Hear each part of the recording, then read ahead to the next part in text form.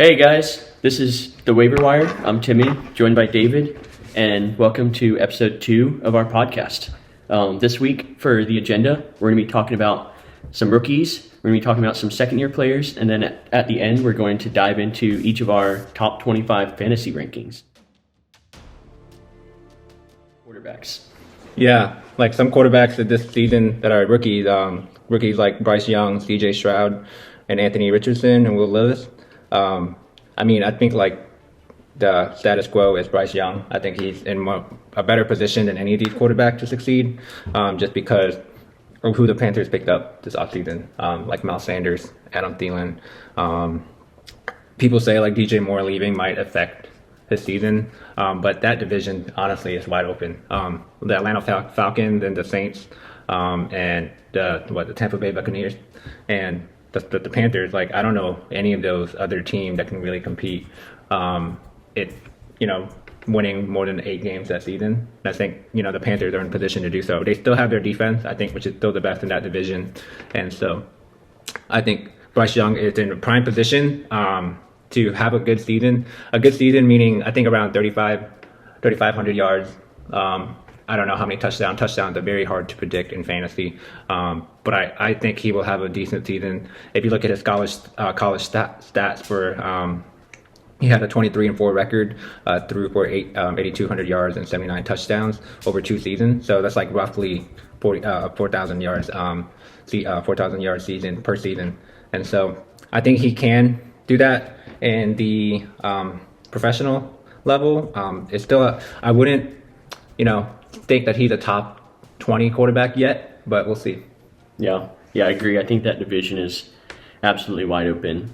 Might be one of the worst divisions in recent memory. There's absolutely no one.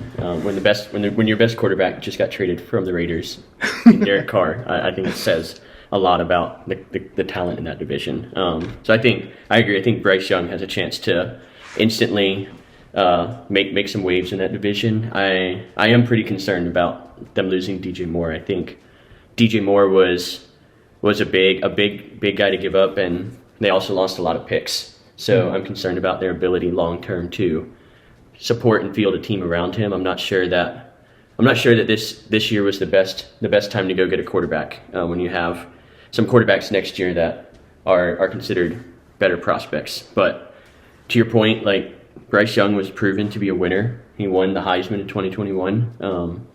He had a 23-4 record, so he won a lot at the college level. Didn't throw a lot of interceptions. Only had 12 across 2 seasons. And I like their head coach, Frank Reich, is a proven winner. He won with the Eagles the Super Bowl, and took a Nick Foles team through the playoffs to win the Super Bowl. So I think Frank Reich could do some good things there. I think my biggest concerns are lack of weapons and the lack of physical attributes. He's kind of a short, small quarterback, so it remains to be seen if he can actually have any success there. And he graduated from Alabama, which I don't know when the last time we had a great Alabama quarterback. Yeah, look at Mac. So that's something to look out for, but a high prospect for Bryce Young. Yeah. What do you think about some of the running backs? Bijan Robinson's a big name that everyone's talking about. Some people have him going top 10 in their fantasy draft. What do you think about Bijan? Yeah, some of that people is me. I have Bijan in my top 10. Bijan Robinson, I think, is in a good spot. He plays for a team that is heavy in running.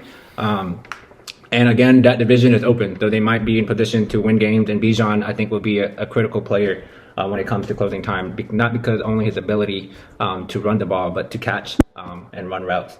He was very productive in college, and I think that will transfer well in the professional. He was also in the NFL draft the most perfect prospect, I think, some of the scouts have said, as well as they have weapons in that team. That's not just Bijan. They have Kyle Pitts. They have Drake London. I think they also have a great running back from last year who ran for 1,000 yards. So they could have a 1-2 punch combo. And we saw what Cordarrelle Patterson did a couple seasons back when they had the pass catching plays. So I think Bijan is in prime to be a top 5 or top 10 running backs by the end of the season. he's young, so fresh leg, and they might be playing for a playoff spot, so they might play him more, and so we'll see. But, Yeah. No, I agree. I think Bijan is a very interesting prospect. He, in a lot of ways, like Kyle Pitts, was seen as a very unique kind of player coming out of college. A great, highly rated prospect. I think I'm concerned about the coaching there. I think Arthur Smith has failed to utilize both Kyle Pitts and Drake London, and so we'll see if he can figure out how to utilize Bijan. I'm also concerned about their running back room. They've got a lot of guys there, Cordarrelle Patterson, Tyler Algier, both who ran for a lot of yards and have had a lot of recent success there. And so I think, Bijan Robinson is everything you want in a prospect, but I'm not sure if I would be taking a leap to grab him that early. Jahmyr Gibbs, what are some of your thoughts about Jahmyr Gibbs? I love him. I think the Lions got a really good pick there at number 12. I think unlike the Falcons, this team has a lot of weapons that are going to get a lot of touches, all of them. You look at guys like Amon-Ra St. Brown, David Montgomery, I think is a great addition. We'll let them kind of split carries there. And Dan Campbell, he just loves to run the ball. He always has good running backs, always puts up a lot of points. And I think DeAndre Swift and Jamal Williams proved that the two running back system for him worked last year. And so I think he could really benefit again from a system like that. I love Dan Campbell. I think he's a great coach, and I think seeing Jahmyr Gibbs run for over 2,000 yards in college, had 15, he was just a touchdown machine, yards machine, and he was on a great Alabama team. But Alabama produces great running backs. Alabama does produce great running backs. We've got some interesting receivers on the list. Jaxon Smith-Njiba out of Ohio State. Jordan Addison going to Minnesota to complement Justin Jefferson. Then Zay Flowers, Quentin Johnston, some other high receivers. Do you have any that stand out in that list to you? Are you excited for any of them this year? Yeah, I don't know how to pronounce his name yet, but Jaxon Smith-Njiba, is that how you pronounce it? Njiba. I've heard a lot of things about him as far as other Ohio State wide receivers even claim him as the best out of their group. Ohio State is one of those universities that produce good wide receivers. My only concern, I believe, is he plays for the Seattle Seahawks. That wide receiver room seems very crowded right now. Yeah. And they also drafted a running back, and so I don't know how he will be productive wise, but I think 1,000 yards is not something that is that's not too high to expect him. I don't think he's going to be like a league winner, but I believe if you're doing dynasty league, or if you're looking for one of those sleepers, he could be one of those. I do think he is a little expensive in a lot of people's ADP. I don't think he's worth a 4th or 5th round pick. But I see him get drafted in that spot, and so I think he's a little too expensive in my point of view. But I understand the hype, and yeah, I think he could be the next Justin Jefferson. But we'll see. Yeah, I think to your point, he's got to compete for a lot of targets this year, and I don't think this year is going to be the year that he's going to break out. He's just got to fight through too many guys as a rookie. Pete Carroll likes his guys, and so I could see Jaxon Smith-Njiba in a few years kind of turning it around and being a top 10 receiver. And I think he has the potential to be a great receiver in this league. I think fantasy production, I agree, I would not take him that early. And I think he's got the most likely chance to succeed of all these receivers, but I think that he's going to it might be a while throughout this year. I do really love Jordan Addison, though. You pair him up with undoubtedly the best receiver in the league right now, and you put him on the other side, and Kirk Cousins loves to throw the ball. They're going to score a lot of points, except on prime time. But I think Jordan Addison as a receiver really is going to benefit a lot from getting a lot of single coverage opposite. However, teams are going to figure out what to do. They also have a new tight end from last year, T.J. Hawkinson. So great receiving room.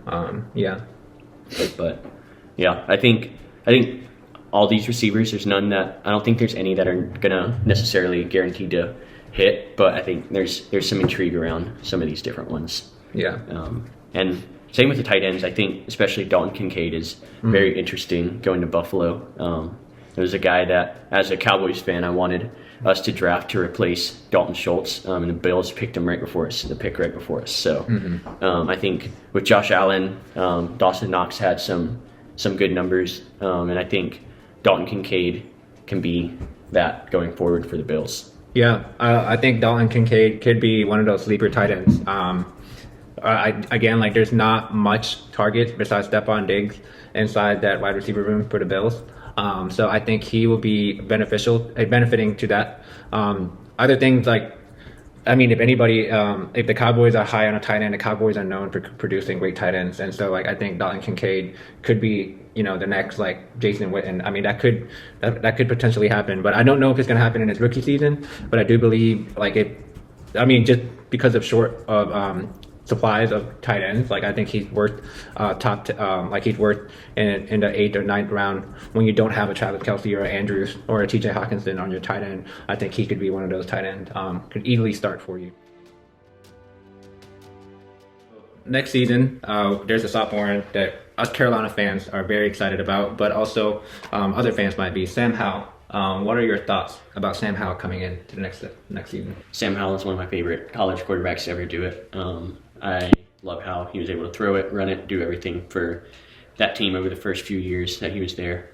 And I'm super excited to see what he can do. I think I've heard a lot of great buzz from him in training camp. He played pretty well in his only game last year against the Cowboys, and so I think he's got a shot to do well. I'm excited to see him get paired up with his old college receiver, Jahmyr Brown. They had a lot of success together, and when Jahmyr Brown left, he kind of fell off a little bit, and so I'm excited to see him get to reunite with Jahmyr Brown. I have some concerns about their coaching, about generally their talent. I think their organization does not know how to run things, so a lot of concerns there, but super excited to see him get an opportunity to show that he belongs in the league. Is Sam Howell worth a draft pick, or should you just pick him up on waiver after the draft? I don't think he's going to get drafted. I think he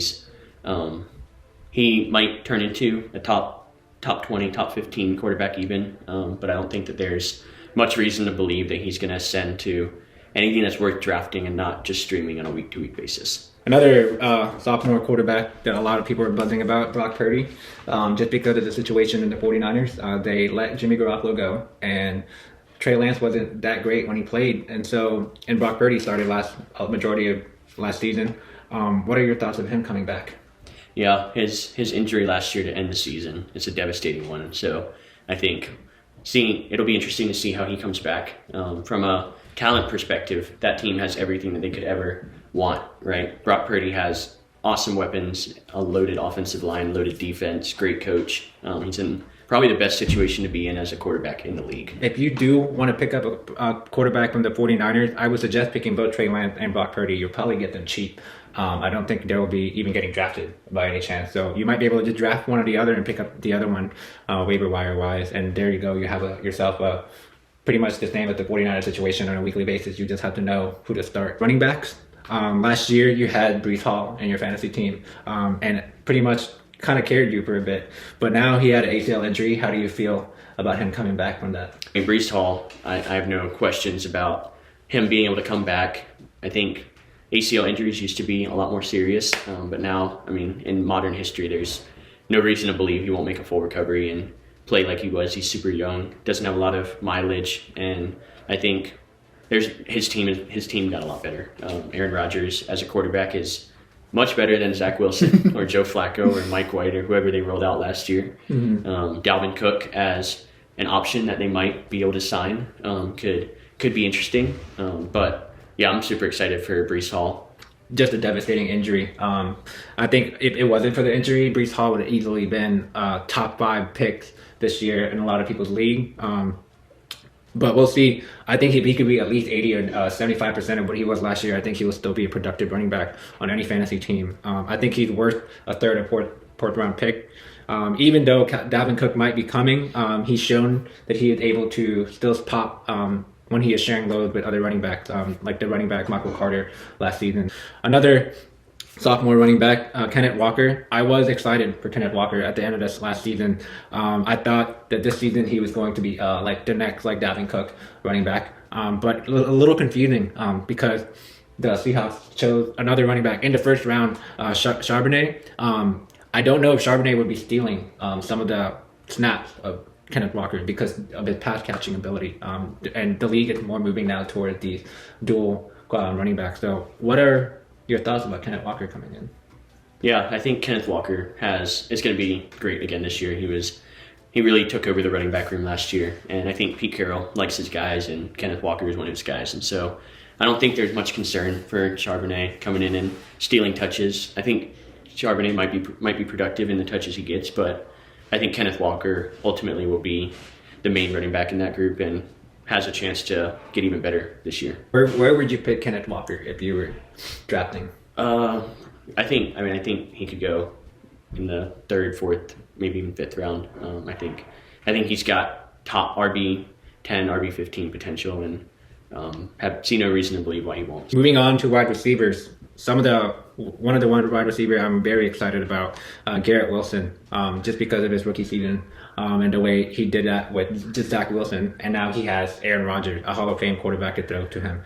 So I think Garret Wilson could be a top 5 wide receiver by the end of the season. Again, like, he comes from Ohio State, a wide receiver like cog machine that just produces great ones. Not much for me to say about Garret Wilson other than pick him up in the first 2 rounds. So do you have any thoughts about Garret Wilson? Yeah, I think Garret Wilson is one of those young receivers that I could see taking the next step this year, and maybe even like Ja'Marr Chase took. I think Garret Wilson has a chance to be a really special receiver with potential to be one of the best in the league. You talk about a guy in Aaron Rodgers who took Devontae Adams type of receiver and made him great. I don't see any reason why Garret Wilson couldn't establish a rapport like that with Aaron Rodgers. Speaking of Ohio State receivers, Chris Olave is another one that I was super high on last year, and he produced pretty well, but he's a very interesting fantasy player. My only concern with Chris Olave is that last season he was very top heavy. He would either score 20 points or he would only score 2 points in that week. Just because how he gets his points is from long passes and touchdowns. But they will need those touchdowns and they will need those yardage. So I can see Derek Carr utilizing him and trying to resurrect his career. Another position that is not a lot of heavy picking, but tight ends, sophomore Greg Dulcich from the Denver Broncos. Last season, he was fairly good. I think he was top 10 or top 15 by the end of the season, which is, you can't really ask much out of tight ends, but Sean Payton is known to utilize his tight end and make them great. What are your prospect for Greg Dulcich coming this season? Sean Payton coached Jimmy Graham and made Jimmy Graham, and I think with the right scheme, I think Dulcich could ascend into something like that. Definitely worth a pick if you're not gonna take someone like Kelsey or Andrews or Kittle. Number 1, I think pretty unanimous, right? Justin Jefferson, just best receiver in the league. No reason to expect that he won't pick it up again. So I don't even think we need to. Yeah. What about your number 2? You got Austin Eckler. Yeah, number 2, I have Austin Eckler. I think. He's a great fantasy player. He has a new offensive coordinator in Kellen Moore, and could see him looking kind of like Tony Pollard did last year with an explosive running back that can get a lot of yards. Yeah, definitely. I would say Tyreek Hill is my number 2, just because he was only about 100 yards shy, and as well as a few receptions away from tying with Justin Jefferson last season. So definitely a wide receiver 2. I think Mike McDaniels is his name, or I think he utilizes him very well. Could easily be the number 1 receiver this year in any league. Who would you take number 3? I would take Travis Kelce. Just because of his tight end position, there's not a lot. The second place tight end doesn't even come close to fantasy and production. He's like another receiver on your starting fantasy league. So you can't deny that he is one of the greatest tight end that could possibly play in our league. And you would not. I think not drafting him in the top 5 would be a dumb in any league, but we'll see. Yeah, I've been high on Kelsey the last few years, and I think I'm glad to see he's getting some fantasy respect now. So who do you have at number 4?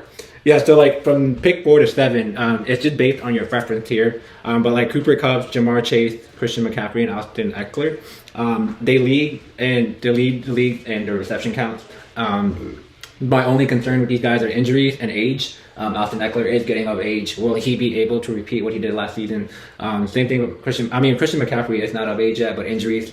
Jamar Chase, he was injured last season, and Cooper Kupp. It could be league winners again. So we'll see. But do you have any thoughts about my 4 to 7? Honestly, I don't think you can go wrong with any of these guys. I have Saquon Barkley at number 7. I think he's a guy that has as much potential as any of these guys. I think he's on a team that doesn't have a lot of weapons around him, and Brian Daboll is going to run the ball and feed Saquon. He's also on a 1-year contract, so he's got a lot of incentive to prove himself. But there's no denying he's got injury history. So I think it'll be something to keep an eye on. But one thing I found out was that he's actually played 13 or more games all but 1 year in his career. So I think the injury narrative is a little overplayed, just due to maybe being associated with McCaffrey and missing a full year that he did. So yeah, I think it's not just the injury. I think it's just the prospect of him getting injured on a weekly basis. If you're a fantasy manager,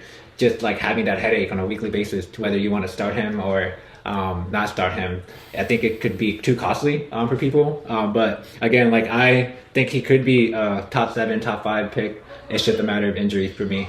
But yeah, moving on to our last 3 picks in the first round, we do have a little bit of a difference here. I have Patrick Mahomes, Josh Allen, and Bijan in 8, 9, and 10. I chose Patrick Mahomes and Josh Allen in the latter end of the first round because of last year's score. They scored 50 or 60 plus more points than any fantasy player, which I think could be a difference maker in one of those weeks that you just need somebody, you just need a win or need a break. I think that could be a massive difference. If you play in a league like ours, it's pretty close till the very end. So I think having those guys, I especially don't want to play against these guys, whoever had them, and you don't want to let them drop to another guy who has a receiver or a running back to pair him with. So like I think picking them up in the 8 or 9 would be highly like considerable. What about your thoughts on that? Yeah, I think quarterbacks are hard to rank. I think normally people tend to pick quarterbacks a bit later, but I think there's no denying those two are gonna start every week for you. You don't have any concerns with them, and just like the tight end position, it's very nice to have a guy that you know is gonna get you 25, 30 points a week, and you don't have to worry about it. Coming in at number 8 for me, I've got Tyreek Hill. I think you're a bit higher on him than I am. I think my biggest concern with Tyreek Hill is the quarterback situation. I think Tua can play well, and when he's healthy, he does play well. Mike McDaniel's a great coach, but we saw how they played as a team whenever Tua had those concussions, and that's hard to come back from. Concussions change a lot. Number 9, I have Stephon Diggs. I think he's a top 5 receiver like every year, and has no reason to not be again this year. He's got a great quarterback, great coach. And a lot of drama, though. A lot of drama. As a Cowboys fan, I would love for him to make his way to Dallas and pair up with Trayvon Diggs. But yeah, I think at the end of the day, he's gonna lock in and he's gonna be a great receiver. Yeah. And then you talked about Bijan at number 10. I think that I would not spend a first round pick on a rookie like that. I do think that he is going to be pretty early. I have him at 13, and so it's definitely don't disagree too much. But at my 10, I have Jonathan Taylor, who is an interesting player. It'll be interesting to see where he gets traded. Yeah. But I think he's going to go to a team that's going to utilize him. And so if he goes to a team that needs a running back and is going to utilize him, I think he's a great running back and is worth a first round pick. Yeah, I don't even have Jonathan Taylor in my top 25, to be honest. I don't think he's worth the headache at the first two rounds. I think last season we had high expectations, and I didn't get burned by him, but just watching the disappointment on other managers, and as well as just watching the Colts, and just it's just hard for me to get rid of that image. Yeah. And so I think if Jonathan Taylor was traded to another team, it's too much variable to consider. He could be traded to a team where he might be sharing loads with somebody. And so that's too risky of a pick for me in the first 2 rounds with not a lot of upside. We saw what he did 2 years ago, but that was 2 years ago. So it might take him a while to be back to where he was. I do have Stephon Diggs and Devontae Adams in the 11th and 12th. I put them in 11th and 12th. It's because if you pick Bijan Robinson, I understand that it's a risky pick, picking a rookie, but he plays for a team that is run heavy, and I think the ceiling for him would be like Christian McCaffrey, and the floor would be like Najee Harris for him. So I think he's still a great first round pick. It's just if you're going to pick him in the 10th pick and then on the 1-2 turn, you can pick up Stephon Diggs or Devontae Adams. That will like pair it with a risky and a very firm pick. Both Stephon Diggs and Devontae Adams has been top 10, top 5 receivers in the past 2 or 3 years, so I don't think there's much risk to play when you're picking them in that rate. Yeah, I think those are both great picks. I have Devontae Adams at 12 as well, and so I agree that there's no reason to skip over him if you're early in the second round. Number 11, I have Josh Jacobs. I think the contract situation is a little concerning, but yeah, I don't think there's any reason to believe that Josh Jacobs won't pick up right where he left off. He's going to get the touches, and he's a great running back, and so he's got some mileage. I mean, he's getting old, but I think he's worth a spot at number 11. Yeah, my only concern is he's playing with the Raiders. The same thing with Devontae Adams. I think they are tanking this year, and I just don't have any faith in Jimmy Garoppolo at this stage of his career. I don't think he could. He's in upsend. I think he is in downsend. Will he make these guys pop or great? I don't think he can do any better than Derek Carr made him out to be. I mean, I do believe that Josh Jacobs, you have him at 13, I have him at 15. He is worth a second round pick. Yeah, but again, my only concern is they still haven't. Did they sign him yet? Or I don't think so. They haven't signed him yet. He's holding out, rightfully so. But I don't think that the Raiders might keep him. They might trade him, but we'll see. But I do believe that he is a top tier running back to consider in the second round. Another guy that the sophomores that I was talking about, Garret Wilson. I have him at 13. I think he could easily be a league winner in anybody's team. If you pair him with Aaron Rodgers, what can he do? What couldn't he do? I think expecting a 1,500-yard season for him is not too high, and so that could be a league winner in anybody's league. Do you have any thoughts about me having him at 13? I think it's a little early. I have him around 18. I think there's just some other players in front. AJ Brown, CeeDee Lamb that I think I would rather have, but I think Garret Wilson has the upside as high as anybody in the league. I think he could be Jamar Chase. It's just a matter of how risky you want to be. I have AJ Brown and CeeDee Lamb at 14 and 15, and I don't think there's much to discuss here. I think that they are both on teams that are going to get them the ball. They're both on quarterbacks that love them, and I think AJ Brown's just slightly better than CeeDee Lamb, but yeah, I think either of them you can't go wrong with in the middle of the second round. The way you have them ranked, you have A.J. Brown, CeeDee Lamb, and then Garret Wilson. Yeah. I would have Garret Wilson, CeeDee Lamb, and A.J. Brown. I put A.J. Brown at 17th. The reason why I believe is because the guy on the other side of aligning with A.J. Brown, Devontae Smith, might be an improvement this year. And if he improved in touches, somebody has to lose touches, and I think A.J. Brown might be that guy. But I do believe that A.J. Brown, talent-wise, is great. It's just a part of the team with Garret Wilson and CeeDee Lamb don't have anybody to compete target with. Another crazy hot take that I might have is I have Justin Herbert. We call him Herbert in our league, but we call him Justin Herbert. We know him as that. But he is 16th on mine. The reason why is because he has a new offensive coordinator that is favorite quarterback. And I believe that he will be unlocked this season. Could be a 4,000-yard season for Justin Herbert and a lot of touchdowns. And he has the weapons to do so. He has Keenan Allen coming back. He has Mike Williams and then a talented wide receiver that they drafted, Quentin Johnson. I think Justin Herbert could just be one of those guys that could dethrone Mahomes or Allen this season. So I do think he's worth a second-round pick. What are your thoughts on that? Yeah, I mean, I think he's not better than Mahomes or Allen, and I don't have them going this early, so I'm definitely not going to have Herbert going this early. But I think Herbert's worth third or fourth round pick. I wouldn't take him this early. I think there's too many high-end running backs and receivers still available. At this spot, I have Nick Chubb going. I think he's year after year, people keep saying that he's not a good running back or not worth a second round pick, and year after year, he's a top 10 running back in fantasy. Your take on Nick Chubb being, as you said, 16? At 16. Yep. 16. I have him a little lower than that. In a PPR league, Nick Chubb is it's a decent running back just because of his touchdown, which is super hard to predict in fantasy season to season, and I think that's where the majority of his points come from. Now he is now the prime running back for those touches. Kareem Hunt is gone, so I think he is a good running back to pick. The reason why I have him a little lower is because if we play in a PPR league, and rather pick a running back who is pass catching rather than a running back who just runs the ball. Yeah. Another player I have at 17, I have AJ Brown. We've already discussed him. 18, I have Amon-Ra St. Brown. He's playing for a team that is ascending, and he has improved every season. And he's the number one target on that team. And then I have 19, Jalen Waddle. If it isn't for Tyreek Hill and Tua's injury risk, I would have Jalen Waddle as the first round pick, no doubt. But I have him as 19th just because last season he showed that he can coexist with Tyreek Hill. If anything, they help each other out. And so what are your thoughts on my 17, 18, and 19?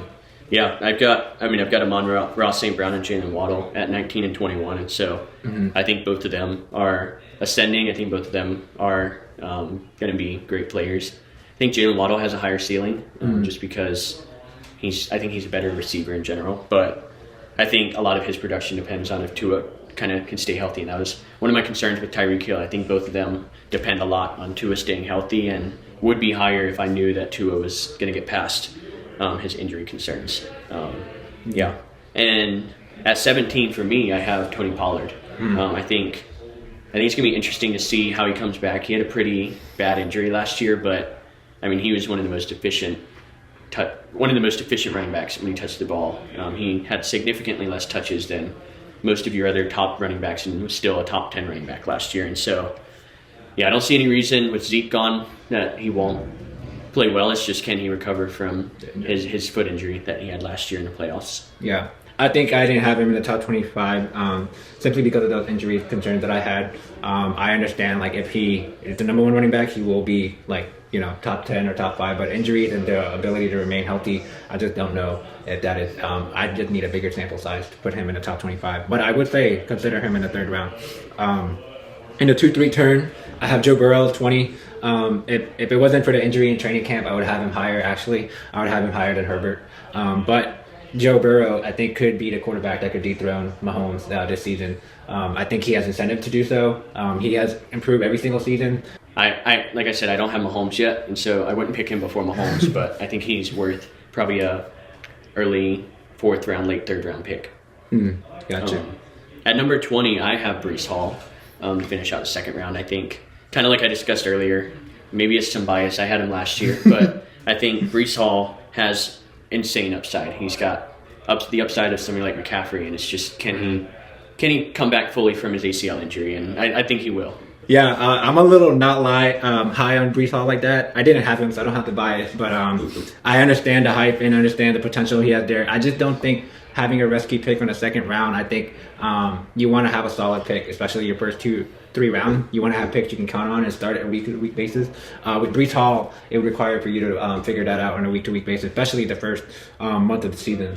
So I have Ramondre Stevenson, surely because of volume and the Patriots' lack of weapons. I think Ramondre Stevenson his pass catching ability puts him as a threat, as well as to being a top 10 running back this season. Who then other than Juju Smith-Schuster can steal away from his production? Yeah. I think I'm a little concerned about the Patriots, but I don't think Ramondre Stevenson is part of that concern. At number 22, I have Mark Andrews. I think Kelsey obviously is going 1st round. Mark Andrews is a great early 3rd round pick if you can grab him. He might be able to. He's going to be able to be this tight end you start week after week, just like Kelsey. Obviously, won't have the ceiling that Kelsey does, but I think he's definitely worth picking early in the 3rd round if he's still there for you. Yeah, I'm a little conflicted with that point of view because I'm a big Mark Andrews fan. I had Mark Andrews 2 years ago, and it almost saved my season and put me at number 1. But I have him a little lower than that. With Travis Kelce, even the 2nd place tight end does not have Travis Kelce production or fantasy points. So, I guess if you pick Mark Andrews, it would simply because you want to take care of your tight end spot, which I understand. I have Saquon at 22. I think now at the 3rd round, at the end of the 2nd round, it's time to take that risk and start swinging and see if Saquon could remain healthy. I think you can start playing that game in the 3rd round, and that's where my point of view is with that. I have we both agreed at Najee Harris at 23. My take on Najee Harris, I think he still can improve from last season. A lot of room to improve, and his floor was significantly high last season. He was still scoring 10 points a week. I mean, I understand that's not going to save your season or make your team. However, like, it's a great flex option, and if you could only go up from there. I have Derrick Henry and Nick Chubb 24 and 25. Every year we consider what would be the cliff for Derrick Henry. I would say this year is just because age, and last year there was a little bit of production decrease. However, it wasn't that significant. I don't think the decrease would be super significant for him not to be in the third round. And again, like my other in a PPR league, he doesn't catch the ball; he just runs. So if he doesn't run and score a touchdown, he's not scoring points. And so that's my only thing with Derrick Henry. What are your thoughts about that? Yeah, I have Derrick Henry at 24 as well. So I think I share the same concerns. This might be the year that he falls off a cliff, but there's no denying he's one of the best running backs in the league, and he's going to get all the touches he wants. So I think it's risky to pick early, but if he's still available at 24, I would definitely take Derrick Henry. And then coming out at top 25, I have Mahomes. I know finally I'm about to take my first quarterback. I think you're going to see at the end of the third round, early fourth round, a lot of quarterbacks are going to get taken here, and so I think Mahomes is the best of all of them. He's been great for 4 or 5 seasons now, and deserves to be the first quarterback off the board at number 25. Yeah, but we don't argue about where he plays as quarterback, but we do have a little difference of where he's at in terms of ADP. Yeah. But yeah, let us know your thoughts about our picks. Any guys we may have forgotten in the top 25. I don't think we have. But leave in the comments of who your top quarterbacks are, who you feel like we should take off, who we should add. But yeah, we'll see you guys in the next one.